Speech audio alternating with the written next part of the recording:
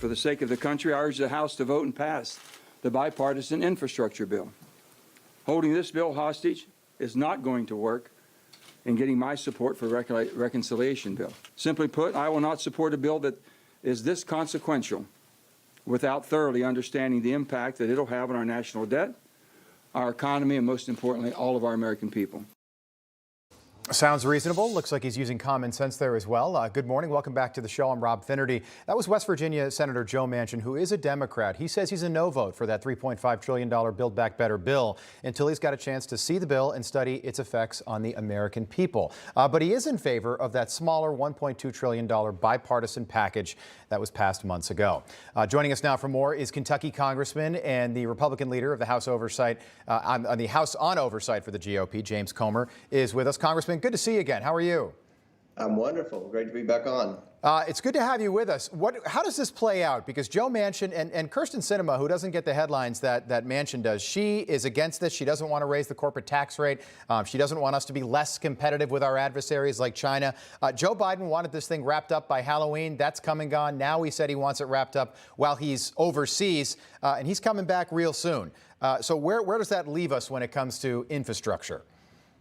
Well, I think Joe Manchin made it pretty clear yesterday. He is not going to vote for that budget reconciliation bill. He said that they had a lot of work to do and they could come back, and he wanted it scored. And he mentioned all these great Republican talking points as to why that's a bad bill. So he made it clear yesterday that he's not going to support it. I think Kirsten Sinema is right there with him. So there's zero chance that bill is going to pass the Senate. Now, what Manchin did say is he expected the House to vote on the infrastructure bill. If Nancy Pelosi put the infrastructure bill on the floor, I still don't think she has the votes to pass it, because the Republicans aren't going to vote for that bill until she disconnects the infrastructure bill from the budget reconciliation bill. So as of this very moment in time, with all this drama going on in Washington, I think it's safe to say both bills are dead on arrival. So we get nothing, or we're going to vote on something. Do you expect us before the holidays to have some? I mean, I'm wondering, just from an outsider's perspective, like, what are the Democrats going to have to run on 1 year from today,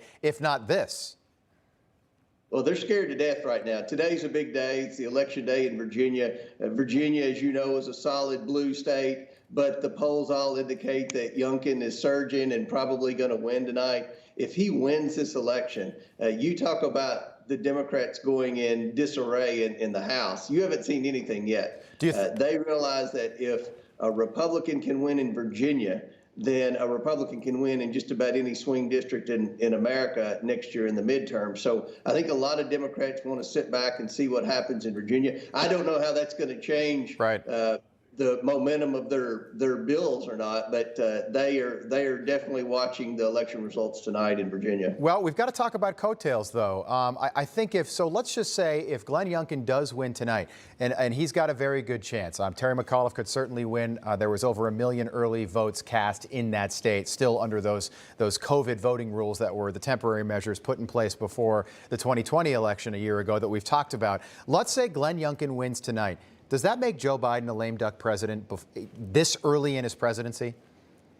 I think that, along with everything else that he's done, all of his blunders, the debacle in Afghanistan, his energy policy kicking in, and the inflation kicking in, and just the impression he's made on the world stage, like falling asleep yesterday during the summit. I mean, I think that this will be the final blow to Joe Biden's potential of having any type of accomplishment as a president from a legislative standpoint. The Democrats realize that he's not a strong leader. They realize that all of his policies are very unpopular with the American people. This is the one piece of legislation that Joe Biden has banked his whole presidency on, this ridiculous, unnecessary budget reconciliation bill. And I just do not think that the Democrats are going to vote on it in the House, because the last time the Democrats voted on a controversial bill in the House that they knew was not going to pass the Senate was the cap and trade bill about a decade ago. Right. And when they voted for that bill,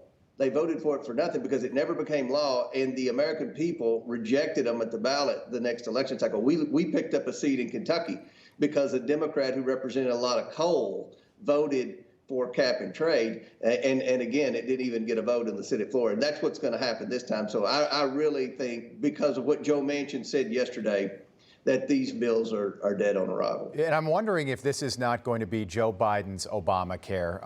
That swung the 2010 midterms in a huge way. I think the GOP picked up something like 63 seats in 2010, and Obamacare was the big issue. Could infrastructure have that same effect 1 year from today?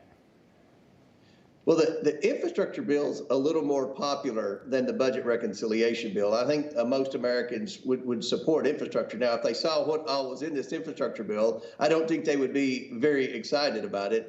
That's why I'm a no vote, even if we just vote on the infrastructure bill. But the budget reconciliation bill, which has all their human infrastructure and all their social safety net programs and their great expansion of government and their Green New Deal type proposals. Right. This bill is the bill that's very unpopular. And Pelosi thought she was being cute tying those two bills together. But at the end of the day, I think she doomed both bills by doing that. So I think the budget reconciliation bill, whether it passes or not, Republicans are going to use that against Democrats in the midterm. And $1.75 trillion, still just a number that we've never seen before in our history. Final question, and on a different note here, but I know that Dr. Fauci is going to be on Capitol Hill testifying before the Senate on Thursday. But you just joined forces with another powerful elected official from the bluegrass state there in Kentucky, Senator Rand Paul, who we'd love to have on the show before or after that testimony, because I guarantee you his line of questioning is going to be fascinating when it comes to Dr. Fauci.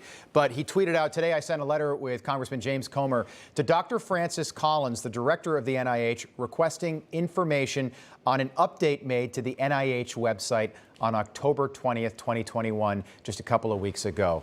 What is it there that you'd like to hear from Dr. Collins? Well, why did he change his website? That's a big question. They've tried. It appears they're going back, trying to make some changes. It's counter to what they've testified to Congress in the past with respect to funding gain of function research.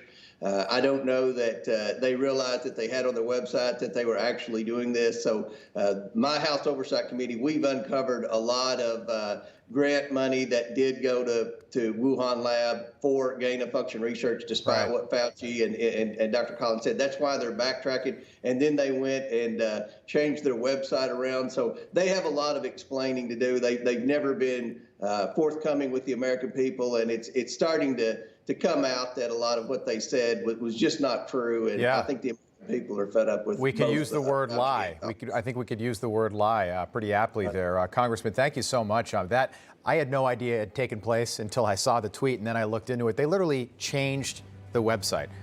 It's ridiculous. Congressman James Comer, so good to see you again. We'll see you again real soon. Thank you.